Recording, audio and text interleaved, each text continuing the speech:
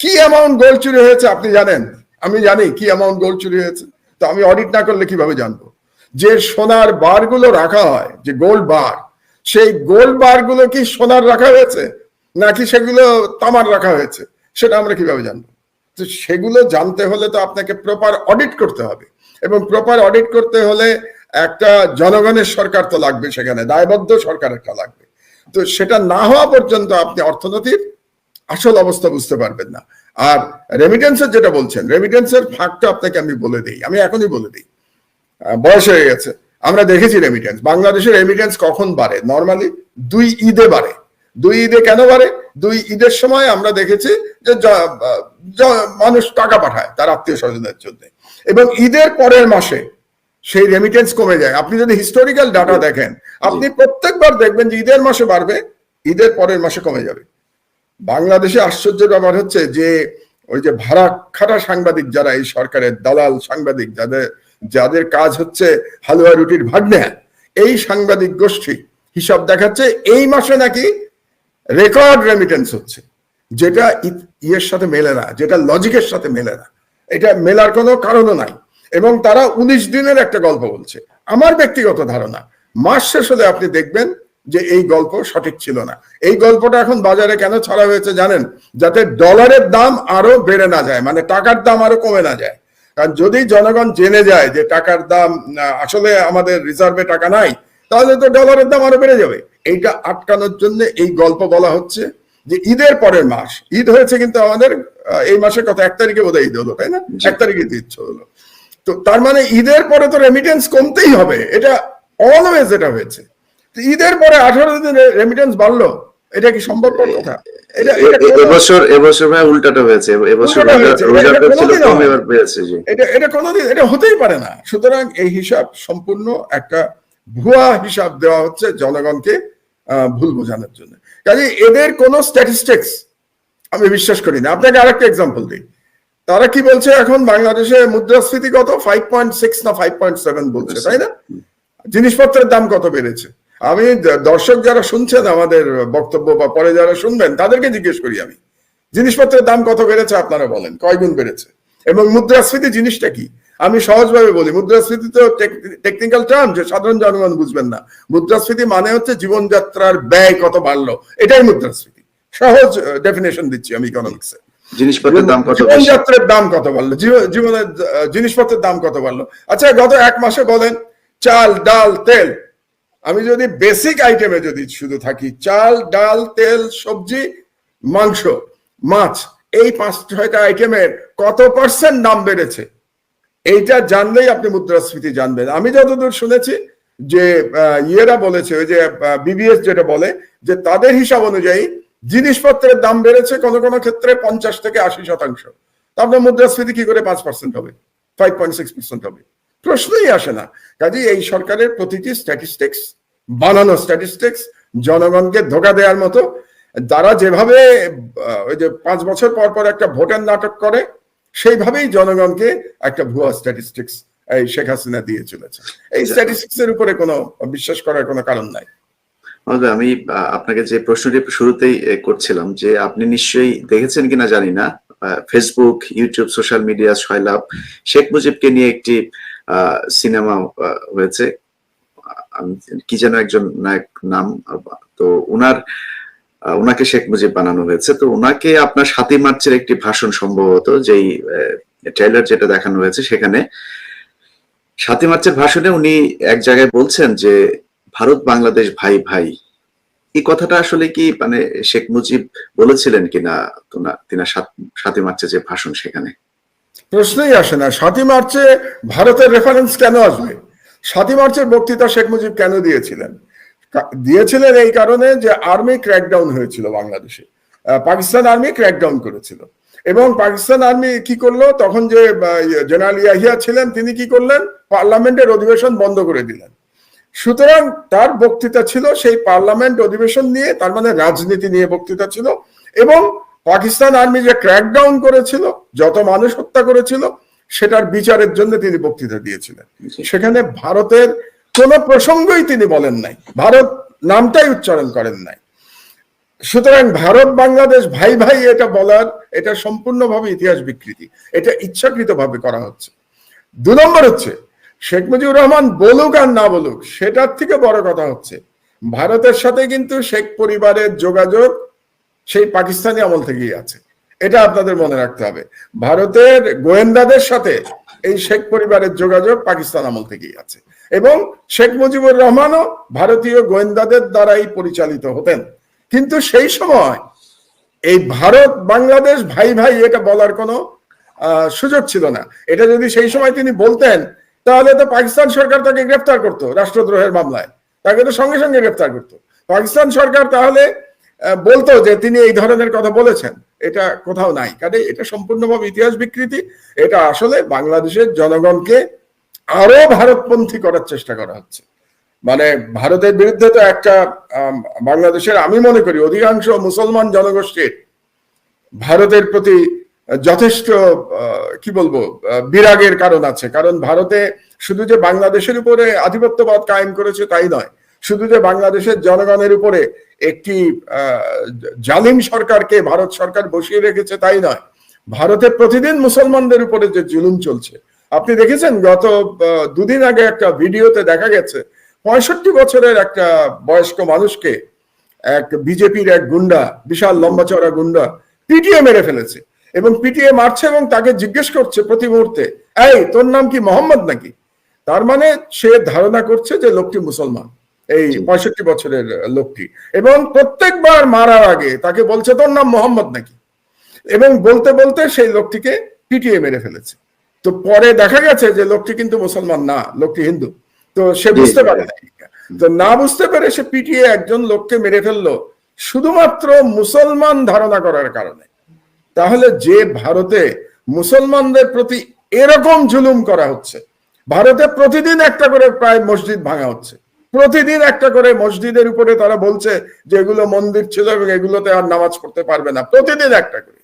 তো সেরকম একটি ভারতের প্রতি বাংলাদেশে যারা মুসলমান শুধু নামে না, যারা ইমানের দিক দিয়ে যাদের মুসলমানিত্ব আছে, তাদের ভারতের প্রতি প্রেম থাকা সম্ভব না বলেই আমি মনে করি। আর যাদের মানে মুসলমান নামের আড়ালে যারা হিন্দুত্ববাদের পূজারী, তাদের কথা আলাদা, যার মধ্যে শেখ হাসিনা নিজেই একজন। শেখ হাসিনা বাংলাদেশের হিন্দুত্ববাদের প্রতিনিধি হচ্ছে বাংলাদেশের শেখ হাসিনা। আমি কিন্তু হিন্দু বলি নাই, হিন্দুত্ববাদ কথাটা বলেছি। কাজে খেয়াল করবেন আমি কি বলতে চাচ্ছি, আমি জনগণের উদ্দেশ্যে বলছি। তো হিন্দুত্ববাদের প্রতিনিধি বাংলাদেশে হচ্ছে শেখ হাসিনা এবং অন্যান্য ব্যক্তিবর্গ। যাই হোক, তো সুতরাং বাংলাদেশকে প্রকৃত ইমানদার জনগণ, প্রকৃত দেশপ্রেমিক জনগণের প্রতি ভারতপন্থী হওয়ার কোনো সুযোগ নাই। তো সেই কারণেই ব্রেন ওয়াশ করবার জন্য আবার নতুন করে গল্প করা হচ্ছে যে শেখ মুজিবুর রহমান এই ধরনের একটি বক্তৃতা দিয়েছিলেন। এই সরকারের প্রধান কাজ কিন্তু ইতিহাস বিকৃত করা। আপনারা জানেন যে বইপত্র সবকিছুতে তারা ইতিহাস বিকৃতি করছে, এবং এটাও কিন্তু তারা শিখেছে ভারত সরকারের কাছ থেকে। নরেন্দ্র মোদী এখন কিন্তু ভারতের ইতিহাস পরিবর্তন করছে, নতুন করে ইতিহাস বই লেখা হচ্ছে, এবং যে বইতে যে মুসলমানদের প্রায় 600 বছরের যে গৌরবজনক অধ্যায়, ভারতে যখন মুসলমান শাসকরা ছিলেন, সেই গৌরবজনক অধ্যায়কে কালিমা লিপ্ত করবার জন্য তারা নতুন নতুন ইতিহাস বই রচনা করছে। একইভাবে বাংলাদেশে কিন্তু শেখ মুজিবুর রহমানকে দেবতা দেখানোর জন্য, দেবতা করবার জন্য নতুন নতুন ইতিহাস রচনা বাংলাদেশে হচ্ছে। এটাও তারই একটা অংশ। কাজে এটাকে আমার মনে হয় সেভাবেই দেখা উচিত আমাদের, যে ইটস এ প্রোপাগান্ডা সিনেমা, এবং এইসব প্রোপাগান্ডা সিনেমাতে যাই বলা হচ্ছে তার সাথে সত্যের কোনো সম্পর্ক নাই। মোহাম্মদ ভাই, আমি আপনার কাছে একটু পেছনে ফিরে যেতে চাই, যে যখন 2012 সালের ওই সময়টাতে আমাদের কথিত গণজাগরণ মঞ্চ ছিল, তখন আপনি সাংবাদিকতায় ছিলেন এবং দীর্ঘদিন, আমি বলবো গৃহবন্দী না অফিস বন্দী ছিলেন দীর্ঘদিন। আপনার অফিস থেকে বের হতে দেওয়া হয়নি, তারপরে লম্বা সময় আপনি জেল খেটেছেন। তো ওই সময়টাতে আমি আমার ব্যক্তিগত কথা যদি বলি, আমার মধ্যে এখন যে ইসলামী মূল্যবোধ, ভারতের বিরোধিতা কিংবা এই বিষয়গুলো মাথায় আসা, এগুলো সেই ওই সময়টা থেকে এসেছে। যে বাংলাদেশে এত পরিমাণে নাস্তিক বলে যে কোনো মানুষ আছে সেটাই জানতাম না, ওই সময়ে আপনাদের মাধ্যমে এই জিনিসগুলো মানুষ জেনেছে। তো আপনার কি মনে হয় জামাত ইসলামের বিচার থেকে শুরু করে, এবং বলতে আমি যেটা সত্য মনে, যেটা আমি চিন্তা করি, আমি সেটা বলে দিই সবসময়, যে জামাত ইসলামের প্রতি আমার যথেষ্ট দুর্বলতা তৈরি হয়েছে ওই সময়টাতে, যে ভারত যাদেরকে শত্রু মনে করে, ভারত যাদেরকে ধ্বংস করতে চায়, তার মানে তাদের মধ্যে দেশপ্রেমের কিছু একটা আছে। আপনার কি মনে হয় যে ওই সময়ে যা যা ঘটেছিল সেই ঘটনাগুলোর কি পেছনে থেকে ভারত কোনোভাবে কলকাঠি নেড়েছে কিনা? এই পেছন থেকে না তো, এই পুরো ঘটনাই ভারতের তৈরি।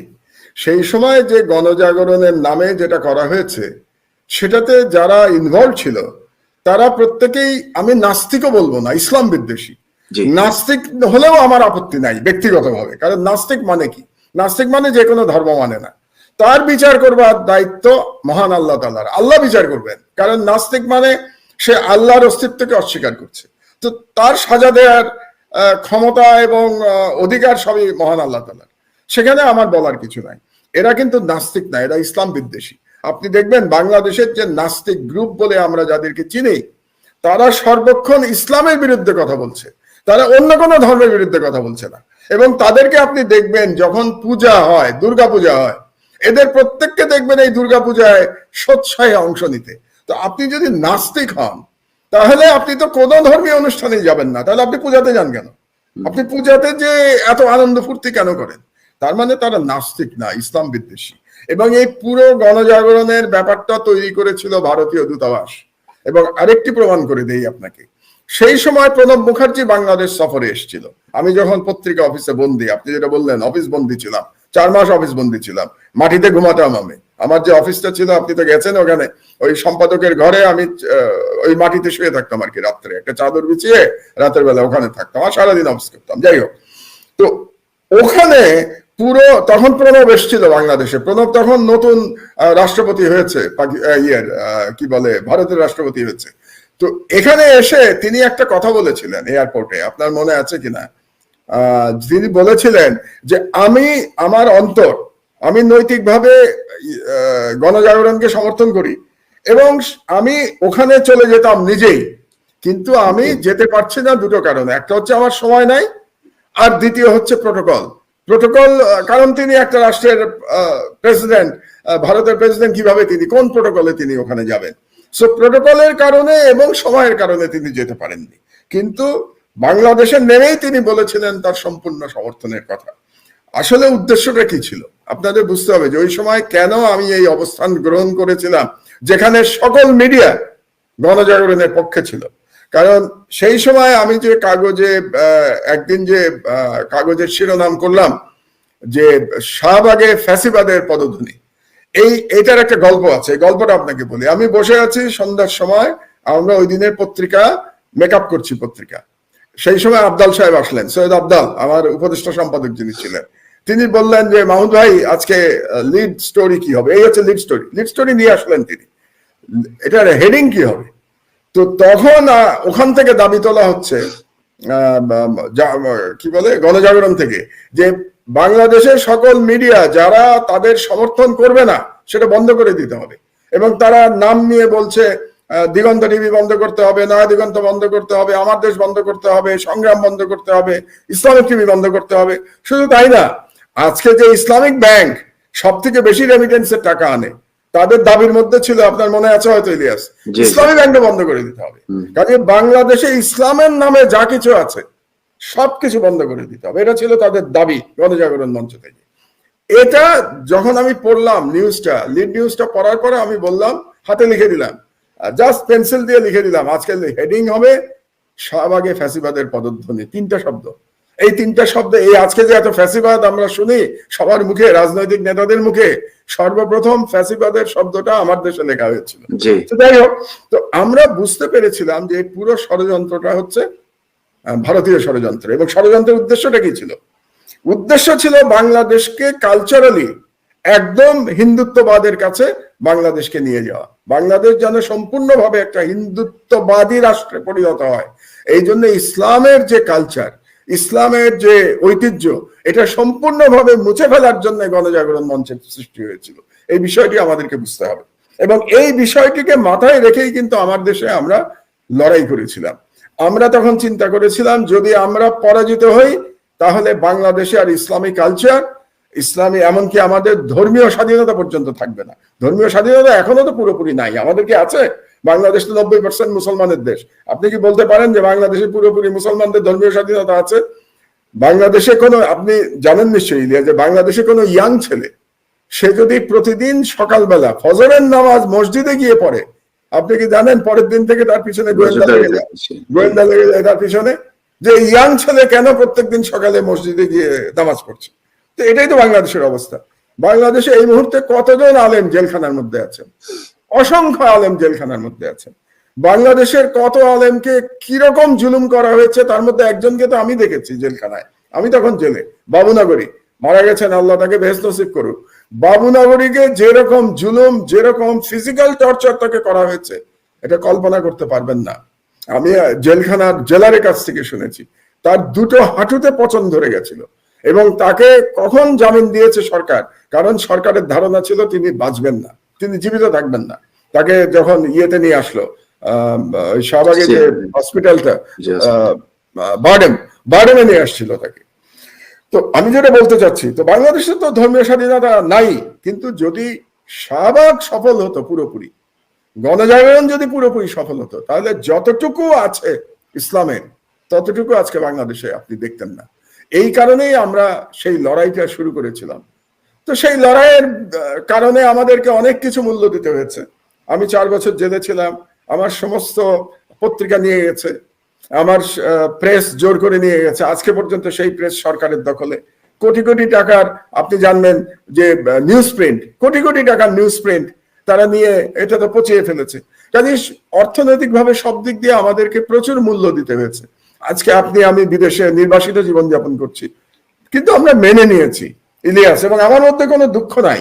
এবং আমি মনে করেছি যে আমি বাংলাদেশের জনগণের জন্য, এবং আমি যে ধর্মে বিশ্বাস করি সেই ইমানের জন্য আমি লড়াই করেছি, এবং আমার লড়াই সঠিক লড়াই ছিল। এটা প্রমাণ করে এই জন্যে যে একটি মাত্র পত্রিকা তখন গণজাগরণের বিরুদ্ধে অবস্থান নিয়েছে, যখন বাংলাদেশের সকল মিডিয়া তাদের পক্ষে। তারপরেও কিন্তু আমার দেশকে তারা সহ্য করতে পারে নাই, কারণ আমার দেশের কাছে তারা পরাজিত হয়েছিল। তো সেই দিক দিয়ে আমি মনে করি যে আমরা কিছুদিনের জন্য হলেও আটকাতে পেরেছিলাম, এই ভারতীয় আগ্রাসনকে আমরা আটকাতে পেরেছিলাম। জি মোহাম্মদ ভাই, এই প্রসঙ্গে আমি দর্শকদের উদ্দেশ্যে একটা আমার নিজের জীবনের একটা বাস্তব অভিজ্ঞতা বলতে চাই। যে যখন গণজাগরণ মঞ্চ শুরু হয়, ঠিক দ্বিতীয় দিন, মানে দ্বিতীয় না তৃতীয় দিন, মানে 2 দিন পরের দিন, আপনি জানেন যে সেখানে কিছু ওই চারুকলার, বিশেষ করে কিছু যারা ইয়াবা খায়, মাদক সেবী যেসব ছেলে পেলে আছে, ওরা এসে রাতে মাতলামি করতো, ঢোল টোল নিয়ে বাদ্য বাজনা করতো। ওই এতে আপনার বিভিন্ন বলতো আর কি, যে কতে এই ক্ষতে ওই এরকম গান টান বলতো। তো আমি পরের দিন সকালে ভোরে আমার ডিউটি, আমি সকালে অফিসে গিয়েছি, অফিস থেকে ক্যামেরা নিয়ে গাড়ি নিয়ে ওখানে গেলাম। যাওয়ার পরে দেখি যে সিটি কর্পোরেশনের যে পরিষ্কার কর্মী একজন মহিলা, তো তিনি খুব গালাগাল করছেন, খুব অকথ্য ভাষায় গালাগাল করছেন ওদেরকে উদ্দেশ্য করে, ঝাড়ু দিচ্ছেন এবং গালাগাল করছে। তো আমি ওনাকে গিয়ে জিজ্ঞেস, আপনি এত মুখ খারাপ করে কথা বলছেন কেন, কি সমস্যা? সে বলছে যে মামা দেখেন এই যে কি অবস্থা করছে সারা রাত। তো সেখানে আপনার আমি প্রকাশ্যে বলি আর কি, যেহেতু এটা একটা তথ্য আমি কোট আনকোট বলছি, সেখানে অনেক কন্ডম পড়েছিল। তারপরে আপনার ওই যে খায়, আপনার ইয়াবা খাওয়ার কিছু প্রসেসিং আছে, ওই যে আপনার অ্যালুমিনিয়াম পেপার টেপার টাইপের, ফুয়েল পেপার টেপার, এই ধরনের পেপার টেপার সেখানে পড়েছিল, এবং গাজার সিগারেট, এগুলো সব অনেকগুলো ছিল। এই জন্য ওই মহিলা গালাগাল করছে। তো ওই দিনই আমি আমার 9টা নিউজে লাইভে ঢুকেছি। লাইভে ঢুকার পরে আমার সম্পাদক যিনি ছিলেন, আমি নাম বললাম না এখন, তো ওনার ছিল হচ্ছে গিয়ে যে গণজাগরণ মঞ্চে সবসময় মানুষ, অনেক মানুষ হয়েছে এটা দেখাতে হবে, লক্ষ লক্ষ মানুষ এটা দেখাতে হবে, ক্যামেরার শটগুলো এমন ভাবে নিতে হবে যাতে এটার বর্ডারটা যাতে বোঝা না যায়। তো আমি করেছি কি, আমি পিজি হসপিটালের উপরের ওই ওভারব্রিজে ওইখানে গিয়েছি, ওখানে গিয়ে তারপর ওইখান থেকে আমি লাইভে ঢুকেছি যাতে পুরো মাঠটা দেখা যায়। তো তখন সকালবেলা, তো বিকেল হলে মানুষ অনেক বাড়তো, কিন্তু সকালবেলা তখন ধরেন 15-20 জন মানুষ ছিল, ওখানে হকার ছিল, সাংবাদিকই বেশি ছিল ওনাদের কাভারেজ দেওয়ার জন্য। এটা লাইভটা যাওয়ার সাথে সাথে সম্পাদক আমাকে ফোন করে অকথ্য ভাষায় গালাগাল, বেয়াদব, হ্যাঁ এই ধরনের, তোকে ওই জন্য ওইখানে কি তোকে লোক গুনতে পাঠাইছি আমি, ওই জায়গায় ক্যামেরা এইভাবে ধরলি কেন, আমি ক্যামেরা সব থুয়ে চলে আসি, এসে রিজাইন লেটার লিখে তারপরে বের হয়ে গেছে। যে কোনো একজনের মধ্যস্থতায়, যে কোনো একজনের কারণে আমাকে আবার সম্পাদক ডেকে আনতে বাধ্য হয়েছে। আমি যেতে চাইনি, অনেক ঘটনা ঘটেছে। তো যারা ওইখানে এ ধরনের কোনো